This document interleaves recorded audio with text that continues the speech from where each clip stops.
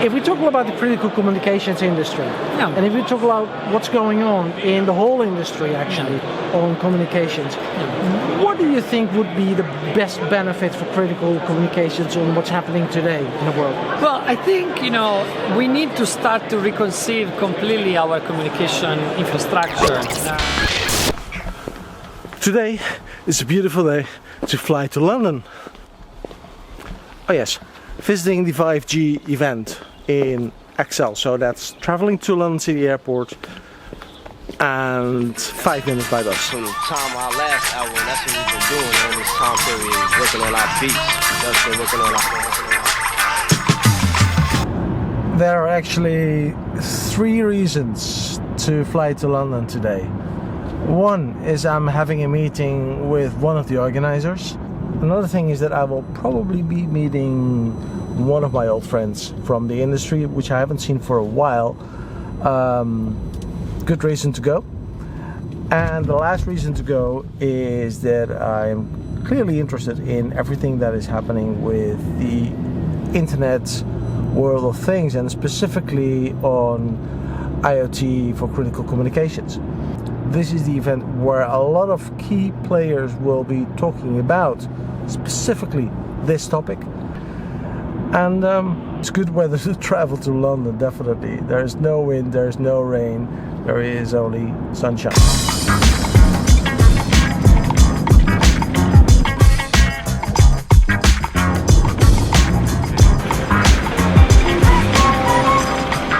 And that is a huge tower.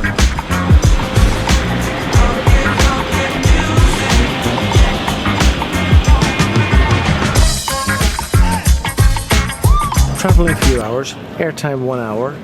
The plane is boarding right now. Queue is getting less and less, so it's time to enter the plane actually. Let's go.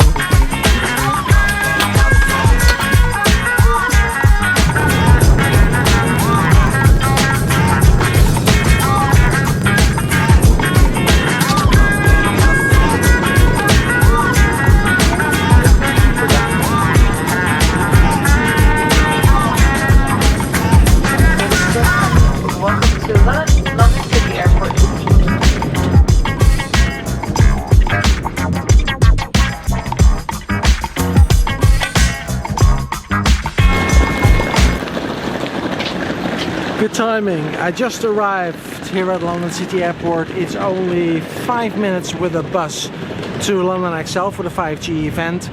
It's 27 minutes with the DLR and it's a 7-minute walk. So what do? Take the bus.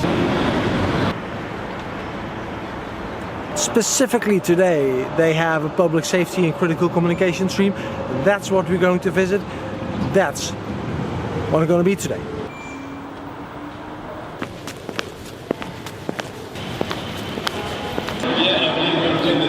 Right, okay. Okay, so that's the event what I want to go to. It's the LTE Public Safety 5G Summit at 5G World. That's Sam Fanwick, and we'll see him later today.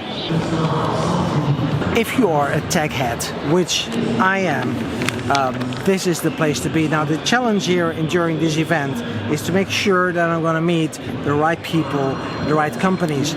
Now this is a list of all of the companies here with the plan on where everybody is situated. The event on mission critical public safety will happen a little bit later today. It's now 9:15, so I'm very early actually. So let's take a look who we're going to meet before that event. And we have a meeting as well, so we'll see. To tweet at #TechXLR8. Please welcome Bebop to the stage.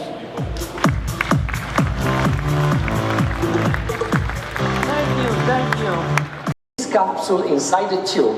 You create a low pressure environment inside the tube. So you have no resistance. And it's moving very fast from point A to point B. 1870, like this. an amazing entrepreneur, started to build something under what will be called the New York subway, between Warren and Broadway. But it has been stopped because the entire rail community that was started in the rail industry thought it was a trend. There are not many opportunities to speak to Bebop Gresta from Hyperloop.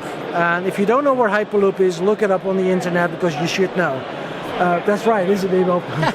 Well, that's not complicated. Imagine to have a capsule full of people, you put this capsule inside the tube, you evacuate the tube from the air so there's no resistance, and you can move this capsule at the speed of sound with very little energy. That's the concept. And that's for fast traveling, that's a great idea. Fast traveling, yeah, but also very efficient way of traveling. We need to start to reconceive completely our communication infrastructure. We have based everything on the first generation of internet that brought us where we are. There's several now minds that are working on what we call Internet 2 that actually can develop new possibilities, because it will be a different internet that actually can imagine humanity communicate between planets in a completely different way. We are talking about mesh nets that can actually connect and expand based on demand, and can actually create parallel internet on the fly using our devices as a point of presence. And would that be secure for police? Absolutely. Actually, you know, what we are looking in the Hyperloop, for example, while we are building the infrastructure of the future, because these will be backbones that will travel above the ground and below the ground, we are looking also to create a special mesh net that can actually be replicated and be used. Hyperloop can be used as a backbone of this new infrastructure that can actually start from the tube and then can spread using each device as a point of presence. Right now there's a big issue, for example, related to the AMP attack, electromagnetic pulse attack. It's like when the atomic bomb explodes, it releases a wave that fries all the electric powers. This is called AMP, electromagnetic pulse. If you have a system that is encapsulated into a sort of Faraday cage, you actually can protect your communication from any of these attacks, and that's what we are working right now. Are you working with public safety agencies as well? We are now in discussion with several governments. As you know, Hyperloop Transportation Technologies, the company that I founded with my business partner, created the first solution for passenger and freight, and we are actually negotiating with 20 countries right now, and 7 of them has already signed deals with us. So we're actually designing a framework that can be the base of the new regulation for this kind of application. Okay, but this is really future thinking, and no, we're it's actually working right now to implement the first one. So it's not futuristic. We are basically 38 months. It sounds futuristic, right? It sounds futuristic, but it's very presentistic. Wow. Well, so actually that means that the future is really now and very nearby. Thanks a lot. Thank you. It is mind-blowing. And the thing is that it's not something for the future. It's not something futuristic. It's really something that is happening right now.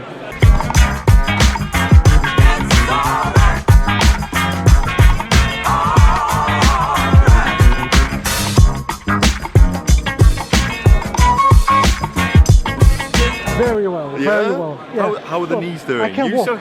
I wasn't sure whether you were going to be in cast on crutches or... I can walk, but I cannot walk really good. Good. It is. I just walk a little bit no more skateboarding. My wife actually threw the skateboard on the roof of the house. So I need to have a ladder to get a skateboard. She seems like a clever woman. That seems like a good idea. Thanks, guys. Really appreciate it. Yeah. Great meeting you. And, take care. Yeah. Bye bye. Bye bye. There is a public safety stream here, I heard. So let's take a look. They can have starting to introduce new services while their existing systems are fully operational, and gradually migrate and switch off those services in a controlled manner. It also gives them coverage options. Tetra, for example, gives a far wider coverage than your typical LTE site. So what they can do is they can mix and merge technologies on the same network or through gateways to provide extended coverage in areas where perhaps through terrain or through population density it's more economic to stay with PMR technologies. Behind me is Jeppe Jepsen. He is responsible within the TCCA for spectrum and is discussing right now the challenges and the risks of the 700 MHz frequency for PPDR use and how governments will use that spectrum for their critical communications. Jeppe is closing off right now. There's some questions being asked, and I'm going to ask him a little bit more about what happens next. Jeppe, that was a very interesting talk. Actually, I had a dream. But you killed the dream. You killed the dream of many people thinking that it is very easy to have PPDR spectrum and having commercial providers offering that services to governments. But we're still not there, are we? We are not there, and I'm afraid we will not get there. Therefore, buying mission-critical service and understanding the legal and the way such tenders will be put together is essential. It's deadly essential. Yeah. Because out of your talks, I get the impression some things will never happen. Well, the commercial networks will become better and better and better and better. So in about 10 years' time, they will probably be as resilient and as solid as we want them to be, because it's not just public safety that needs this. It is utilities, it is public transportation. It's basically the whole society that needs a mission-critical system. And so over time, it will become better and better. And that's the time that we are changing from one technology into broadband technology. So the timing would be okay, right? It would be okay. Yeah, exactly. The good news about this car is that it's being developed by Williams. The better news with this car is that Williams, in combination with Thales, are working closely together in order to exchange ideas on technology.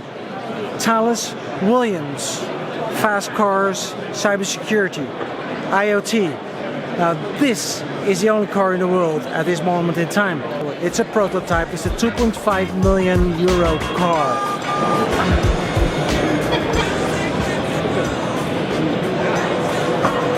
And actually, this is where the relationship between Thales and Williams starts. This car, this electric car, will drive, I'm not sure about how many kilometers an hour, but it will be filled with a lot of IoT solutions. The cybersecurity alliance between Thales and Williams is a fact. You'll see much more of that into the near future.